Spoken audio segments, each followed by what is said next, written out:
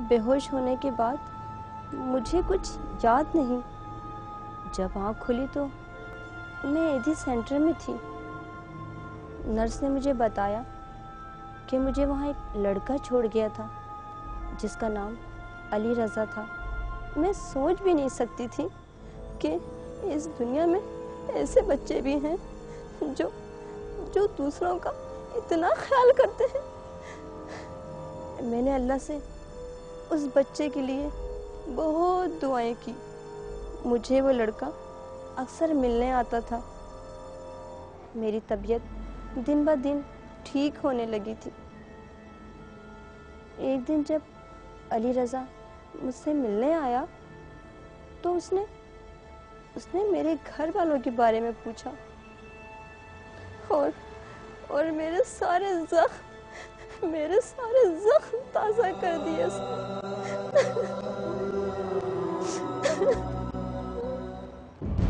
अम्मी, आप काम करने वाली मासी पकड़ ली। हाँ, सफाई आपको भारी पड़ती। बेटा, ये आजकल का जमाना देख, ऊपर से ये चढ़ती हुई महंगाई। कहाँ काम वाली का चक्कर पाल लिया तूने। हम इस महंगाई में पेट भर के खाना ही खा ले, ये भी बहुत है बेटा। अभी इस बुढ़िया के हाथों में बड़ी ताकत है। अम्मा, तुम्हें काम करना है तो दो बहू होने का क्या फायदा।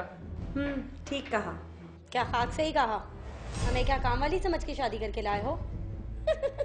ले ये पड़ी, अब दे जवाब। अम्मी, ऐसी बात नहीं है। मेरा कहने का मतलब ये है कि सब मिल बांट के काम कर लेंगे, किसी पे भी भारी नहीं पड़ेगा। बात तो तू ठीक करती है बेटा। मैं कभी गलत कहती भी नहीं हूँ। अस्मा, इज्जत से बात कर। क्या इज्जत से बात कर? हाँ बेटा, ऐसे नहीं डांटते। तुम्हारी अम्मी है तो क्या मेरी अम्मी नहीं है? अम्मी, तुम ही सर चढ़ा रही हो इसको, बाद में फिर ना बोलती फिर ना कि घर से निकाल दिया। ऐसा भी नहीं है। मैं आ गई हूँ ना, अब देखना कैसे होती है बचत। और अम्मी, ये क्या हर वक्त आप रोना लेके बैठी रहती हो कि महंगाई बढ़ गई है? वो तो हर जमाने में ही चढ़ती है, कौन सी नई बात है। मेरे हाथ में दो खर्चा, देखो मैं दिखाती हूँ कैसे होती है बचत। लो अम्मा, दो जवाब। रज़ाक की शादी अस्मा से हुई थी। ये उनकी पसंद की शादी थी और वो एक तेज लड़की थी। और मेरी बड़ी बहू बहुत भोली थी। दूसरी तरफ अस्मा थी जिससे बातों में जीतना आसान नहीं था।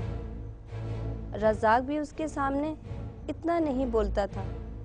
मुझे लगा था कि मेरे बाद घर की जिम्मेदारी संभाल लेगी, लेकिन उसका तो इरादा ही कुछ और था। नफीसा बेगम बहू को अपनी बेटी समझती रही, लेकिन वो बेटी तो दरकिनार बहू भी न बन सकी। बहू का इरादा कुछ और था। कहते हैं जब नीयत बदल जाए ना तो इरादा भी बदल जाता है।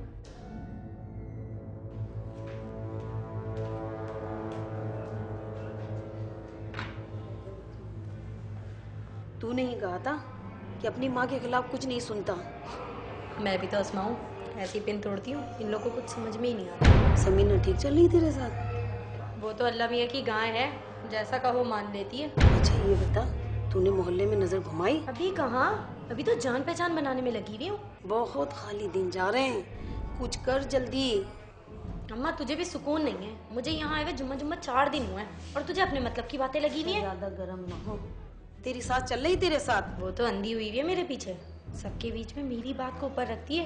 यहाँ तक कि कई मर्तबा रज़ाक को भी मेरे पीछे डांट दिया। ज्यादा खुश होने की बात नहीं है, मेरी बात सुन गौर से।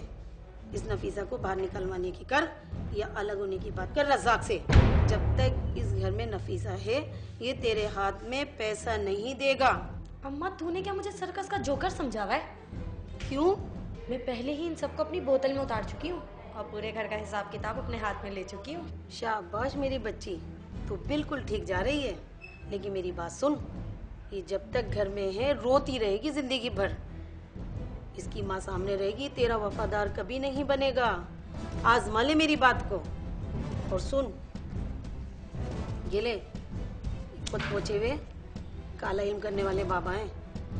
थोड़ा थोड़ा अपनी सास को खिला, ऐसे तड़पेगी बिन पानी की मछली की तरह। और ये ले, ये खाने में सारे घर वालों को मिला के खिला दे, सारे तेरी मुट्ठी में आ जाएंगे।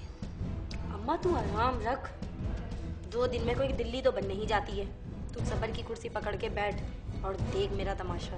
इनकी नाक के नीचे से सब कुछ उड़ा के ले जाऊंगी और इन्हें पता भी नहीं चलेगा।